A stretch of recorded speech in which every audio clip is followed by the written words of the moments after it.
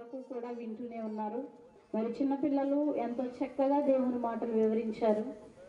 ఎందుకు చిన్ననాటి నుండే వారికి దేవుని మాటలు నేర్పిస్తున్నాము అంటే, పుట్టిన ప్రతి మనిషి దేవుని కొరకే పుట్టాడు అని, బ్రతికినా చనిపోయినా దేవుని కొరకే చనిపోవాలి అని చక్కటి ఉద్దేశంతో పిల్లలకు వాక్యాన్ని నేర్పించడం అయితే జరుగుతుందండి. అనుకోవచ్చు, మరి మీరు క్రిస్మస్ చేయరు కదా, మరి ఏంటి 23వ తారీఖు ఎందుకు చేస్తున్నారు అని మీరు చాలా మంది అనుకోవచ్చు. ఈరోజు మాకు ప్రత్యేకమైన దినం ఏంటి అంటే, మేము నడిపిస్తున్న క్రీస్తు సంఘ సభ్యులందరూ కూడా భూమి మీదకి వచ్చిన పుట్టినరోజులు చేసుకోవటం మానేసి క్రీస్తులోనికి బాప్తిజం పొందిన రోజే మా జన్మదినం, అసలైన జన్మదినం అదే అని ఆ రోజున కృతజ్ఞతా కూడిక అనేది పెట్టుకోవడం జరుగుతుందండి. అలాగే ఈరోజు ఒక 6 బాప్తిజం తీసుకున్న రోజండి. అందుకే వారి నిమిత్తం ఈ కృతజ్ఞతా కూడిక అనేది ప్రతి నెల డిసెంబర్ 23వ తారీఖున పెట్టడం జరుగుతుందండి. పెట్టిన ప్రతిసారి మీకు చెప్పే మాట, క్రిస్మస్ అనేది, క్రిస్మస్ అంటే క్రిస్ అంటే క్రీస్తు, మాస్ అంటే ఆరాధన, అంటే క్రీస్తుని ఆరాధించటం. క్రీస్తుని ఆరాధించే పని ప్రతిదినము చేయాలి. ఏదో ఒక్కరోజు కాదు, సంవత్సరానికి ఏదో ఒక్కరోజు మాత్రమే దేవుణ్ణి ఆరాధించే పనిలో ఉండాలని దేవుడు కోరుకోలేదండి. మొదటి శతాబ్దపు సంఘం వారికి మాట్లాడుతూ, వీరు ప్రతిదినము దేవాలయములో తప్పక కూడుకొనుచు అంటున్నాడు. అంటే ప్రతిరోజు కూడా దేవుణ్ణి స్తుతించే పనిలో మనం అందరము ఉండాలి. అదే కదండి యేసుక్రీస్తు వారు ఈ భూమి మీదకి వచ్చి మనకి నేర్పించిన పాఠం ఏంటండి? ఇదిగో ఇతర సమీప గ్రామాలకు వెళ్ళి నేను ప్రకటించినట్లు, నేను తండ్రిని ప్రకటించినట్లు, ఇదిగో వారందరికీ సువార్త ప్రకటించినట్లు వెళ్ళుదాము రండి. ఇందు నిమిత్తమే కదా నేను వచ్చాను. ఏమండి, యేసుక్రీస్తు వారు అసలు ఈ భూమి మీదకి రావడానికి గల కారణం ఏంటి?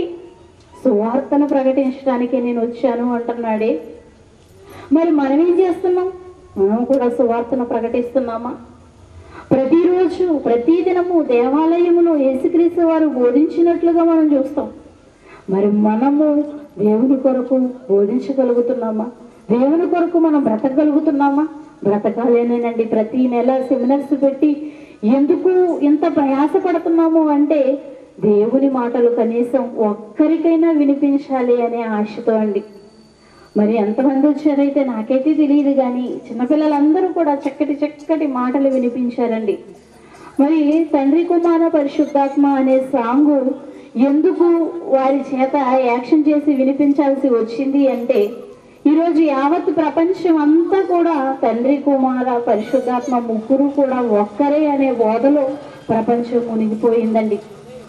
వారు ఒక్కరు కాదు, ముగ్గురు అని మేము ఎన్నోసార్లు ప్రతి నెల ప్రతి సెమినార్లో మాట్లాడుతూ బోధిస్తూనే ఉంటున్నామండి. కనీసం ఇక చివరిసారిగా పిల్లల చేత అయినా సరే తండ్రి వేరు, కుమారుడు వేరు, పరిశుద్ధాత్మ దేవుడు వేరు అని మీకు చెప్పించాలేనండి. ఇదిగో డ్యాన్సులు వేయిస్తున్నారు, డ్యాన్సులు వేయించడం తప్పండి, కానీ చివరిసారిగా మా ప్రయత్నం. ఎందుకంటే తండ్రి కుమార పరిశుద్ధాత్మ ముగ్గురిని తెలుసుకోవాలి. వారు పనిలో మాత్రమే ఏకమయ్యారు. ఏమండి, సంఘం అంతా ఇప్పుడు మేము ముత్తుకూరులో ఉన్న ఈ చిన్ని సంఘం అంతా కలిస్తేనే ఈరోజు ఈ కూడిక జరుగుతుందండి. మేమందరం ఒకే మాట, ఒకే భావంతో ఉండి ఈ మీటింగ్, ఇదిగో పలానాది ఇలా చేద్దాం, పలానాది అలా చేద్దాం అని ఒకే మాటతో ఉండబట్టి ఈరోజు ఈ మీటింగ్ అనేది జరుగుతుంది. అంతేగాని మేము కలిసి చేసిన ఈ 10 మంది 20 మంది ఒక్కరే అనుకుంటే ఎలా అండి? మా పని ఒక్కటే, దేవుని పని మేము చెయ్యాలి, మా పని ఒక్కటే. అలాగే తండ్రి అయిన దేవుని పని ఒకటే, తన పిల్లలను రక్షించుకోవాలి. యేసుక్రీస్తు వారి పని ఒకటే, తన పిల్లలను తండ్రి యొద్దకు చేర్చాలి. పరిశుద్ధాత్మ దేవుని పని ఒక్కటే, తన పిల్లలందరూ కూడా దేవుణ్ణి తెలుసుకోవాలి. వారు ముగ్గురు ఒకే పనిలో ఉన్నారండి. వారు ముగ్గురు కూడా కష్టపడుతున్నట్టుగా కూడా బైబిల్లో రాయబడింది. తండ్రి కష్టపడుతున్నాడు, కుమారుడు కష్టపడుతున్నాడు. మరి ఇక చూసుకున్నట్లయితే పరిశుద్ధాత్మ దేవుడు ఈ భూమి మీద ఉండి మన ప్రార్థనలు, మన విజ్ఞాపనలు అన్నీ కూడా దేవునికి చేరవేస్తున్నాడే. మరి వారి ముగ్గురు పనిలో ఉన్నప్పుడు మరి క్రైస్తవులుగా మనం ఏ పనిలో ఉన్నాం? మనుషులుగా లేదా వ్యక్తులుగా వేరేమో, లేదా ఆత్మలుగా వేరేమో, కానీ వారి పని మాత్రం ఒక్కటే. అలాగే క్రైస్తవులైన మనందరికీ కూడా ఒకే ఒక పని అప్పగింపబడినదండి. ఏం పని? సత్క్రియలు చేయడానికి మాత్రమే ఈ భూమి మీదకి మనం వచ్చామనేది ఎప్పుడూ గుర్తుపెట్టుకోవాలండి. యేసుక్రీస్తు వారు పుట్టాడు పుట్టాడు పుట్టాడు పుట్టాడు అని ఈరోజు ప్రపంచ క్రైస్తవ్యం గొంతెత్తి చెబుతుందండి. బైబిల్ ఏనాడో చెప్పిందండి, ఆయన పుడతాడు, మీకోసం ప్రాణం పెడతాడు, తిరిగి మళ్ళా తండ్రి అయిన దేవుని వద్దకు వెళ్ళిపోతాడు. ఆయన వచ్చాడు, మన కొరకు ప్రాణం పెట్టాడు, తిరిగి తండ్రి అయిన దేవుని దగ్గరకు వెళ్ళిపోయాడు. ఎప్పుడు పుట్టాడో ముఖ్యం కాదు, ఇప్పుడు ఎప్పుడు వస్తాడో అనేది ముఖ్యం. పుట్టింది అయిపోయింది, పుట్టాడు, ప్రాణం పెట్టాడు, వెళ్ళిపోయాడు. ఇప్పుడు మనమందరం ఎదురు చూడవలసింది ఏంటి? ఆయన మరలా ఎప్పుడు వస్తాడు? మొదటి రాకడలో మనల్ని రక్షించడం కోసం ప్రాణం పెట్టడానికి వస్తే, రెండవ రాకడలో మనల్ని శిక్షించడానికి కొదమ సింహం వలె వస్తున్నాడే. వచ్చాడు, పుట్టాడు, పుట్టడానికి పుట్టలేదనట్లేదండి, పుట్టాడు, అయిపోయింది. అది రాబోతున్నది ముఖ్యమా? అది అయిపోయింది ముఖ్యమా? చెప్పండి. రాబోతున్నది ముఖ్యం. వచ్చిన యేసుక్రీస్తు వారు మనల్ని ఏ విధానంలోనికి తీసుకుని వెళ్ళిపోతాడు? ఇదిగో నీ క్రియలు చొప్పున నేను ఇదిగో ప్రతిఫలం ఇవ్వడానికే నేను వస్తున్నాను. మీ క్రియలు మంచివైనా సరే చెడ్డవైనా సరే నేను తీర్పులోనికి తీసుకుంటాను అంటున్నాడే. మరి యేసుక్రీస్తు యొక్క రాకడ కోసం మనందరం ఎదురు చూడాలి కదండి. మరి యేసుక్రీస్తు వారి రాకడ కోసం మనం ఎదురు చూడాలి అంటే, మన పూర్వీకులు లేదా మన పితరులు ఈ భూమి మీద దేవుని కోసం ఎలా ఎదురు చూశారండి? ఏమండి, దేశాన్ని వాళ్ళకి రాసిచ్చేస్తే, మేము ఇదిగో మా ఈ దేశం మాది కాదు, మేము పరదేశులం,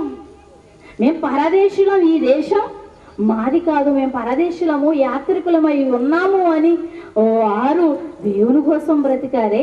మరి నువ్వెవరి కోసం బ్రతుకుతున్నావు? మరి మనమెవరి కోసం బ్రతుకుతున్నాం? ఏ రోజైనా మనం ఆలోచిస్తున్నామా? ఆలోచించాలి ప్రియులారా. అందుకేనండి ప్రతి నెల మిమ్మల్ని అందరినీ కూర్చోబెట్టి నేర్పించేది ఎందుకో తెలుసా? నువ్వెందుకు పుట్టావు, నీ జన్మకి యొక్క పరమార్థం ఏంటో నువ్వు తెలుసుకోవాలి. పుట్టింది దేవుని కొరకని, బ్రతకలసింది దేవుని కొరకని, చివరికి మరణించాల్సింది కూడా దేవుని కొరకేనని యేసుక్రీస్తు వారు భూమి మీదకి వచ్చి నేర్పించారు కదండి. ఆయన పుట్టినప్పటి నుండి చనిపోయేంత వరకు ఎవరి పనిలో ఉన్నాడండి? తండ్రి అయిన దేవుని పనిలోనే ఉన్నాడు కదండి. దేవా, ఇదిగో చేయుటకు నీవు నాకు ఇచ్చిన పని నేనేం చేశాను? సంపూర్ణముగా నెరవేర్చి భూమి మీద నేను మహిమపరిచానయ్యా. మరి నువ్వు నేను యేసుక్రీస్తు వారు వచ్చారు, తండ్రిని మహిమపరిచారు, మరలా వెళ్ళిపోయారు. మరి మనం వచ్చాం, మనం ఏం చేయాలి? దేవుణ్ణి మహిమపరచాలి కదండి. ఆయన తెలియజేయాలి కదండి. యేసుక్రీస్తు వారు ఈ భూమి మీదకి ఎందుకు వచ్చావయ్యా అంటే, నా తండ్రిని నేను బయలుపరచడానికి వచ్చాను, నా తండ్రి గూర్చి మీకు చెప్పడానికి వచ్చాను. ఇదిగో పరలోకం అంటున్నాడు మనకు తండ్రి, ఆ తండ్రిని బయలుపరచడానికి వచ్చాను అంటున్నాడు. మరి మనం ఎందుకు వచ్చాము ఈ భూమి మీదకి? దేవుణ్ణి, యేసుక్రీస్తు వారిని, పరిశుద్ధాత్మ దేవుని మనం పరిచయం చేయడానికి కదండి ఈ భూమి మీదకి వచ్చాం. మరి మన దేవుణ్ణి మనం అందరము కూడా పరిచయం చేసేవారుగా మనం అందరము ఉండాలండి. వచ్చిన మీ అందరూ కూడా మరి నా అనంతరం మరి సారమిక చక్కటి మాటలు వినిపిస్తారు. అండ్ ఇప్పటికే సమయం చాలా అయిపోయింది కాబట్టి నేను కొద్ది మాటలతో ముగిస్తున్నానండి. ఎందుకంటే సమయం దాటిపోయింది. కార్యక్రమం ఏమో 6 గంటలకే స్టార్ట్ చేసాం, కానీ ఎవరూ రాలేదండి. అందువల్ల లేట్ అయింది. కాబట్టి మరి మీరందరూ కూడా సారి చెబుతున్న మాటలు అలా ఉన్నావో లేవో బైబిల్ పరిశీలించి నేర్చుకొని అందరికీ చెప్పేవారిగా మీరందరూ ఉండాలని మీ అందరినీ హెచ్చరిస్తూ, మరి చెప్పిన నేర్చుకుంటున్న చిన్నపిల్లలందరి నిమిత్తం మీరు అందరూ మీ అనుదిన ప్రార్థనలో జ్ఞాపకం చేసుకోవాలని వేడుకుంటూ, అలాగే ఎంతటి చక్కటి మహాజ్ఞానాన్ని మాకు నేర్పించిన మా తండ్రి గారైన జయశాలి గారు మరి వృద్ధాప్యంలో ఉన్నారు. మరి ఆయనకి మంచి ఆరోగ్యాన్ని, ఆయుష్ను దేవుడు ప్రసాదించాలని మీరందరూ ప్రార్థించాలని వేడుకుంటూ, మరి ఈ 2024వ సంవత్సరం అయిపోతుంది. కనీసం 2025వ సంవత్సరంలోనైనా మనమందరము దేవునికి ఉపయోగపడాలని మీ ప్రార్థనలో జ్ఞాపకం చేసుకోవాలని వేడుకుంటూ ముగిస్తున్నానండి. అందరికీ వందనాలు.